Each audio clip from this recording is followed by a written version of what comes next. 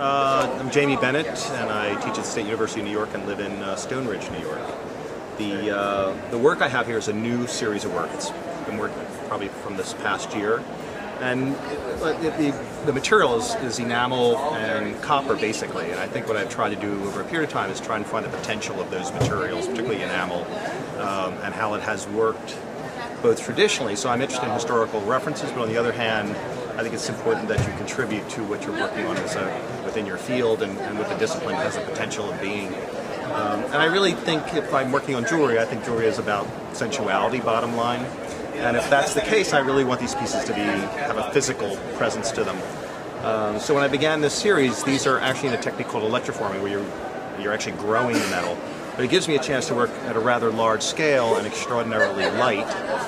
And it also gives me a chance to build these forms so that pieces become more physical. The enamel themselves, the imagery itself, I sort of play around with different histories and traditions of the way ornamentation is interpreted in nature. I'm really not interested in looking at nature itself, but I like the fact that people have interpreted stylistically, whether it's through illustrations or botanical drawings and things like that. So it's the idea of how people see or want to see nature it's like a difference between a forest and a park.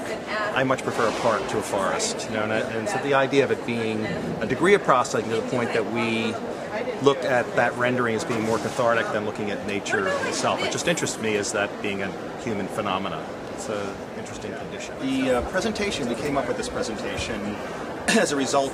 I look at these things in some ways as the way one should look at a still life, as you study it.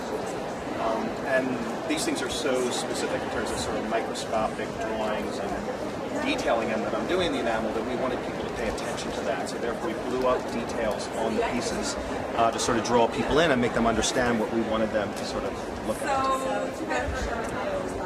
And it's interesting too, because other people said, I can't see it on the piece at all, but I can actually see it now in the blow-up. So it's served a visual purpose. And it also makes for a way of creating a presence and an installation with the pieces, which is really some of these, actually, look at them. Because they are in the round, I play with them so that the pieces also have a graphic on the inside. So there's the public face and then the private face on the pieces. And that's sort of interesting because that's part of the reality of jewelry, is that there is a public dimension to it, but it's so often about gift. There's so many other things that are part of the world and culture of jewelry that there is a private or much more of a private dimension to it. And so these just sort of reinforce that condition. So I began to do these drawings on the inside of the piece that is for the owner rather than the public face of the piece.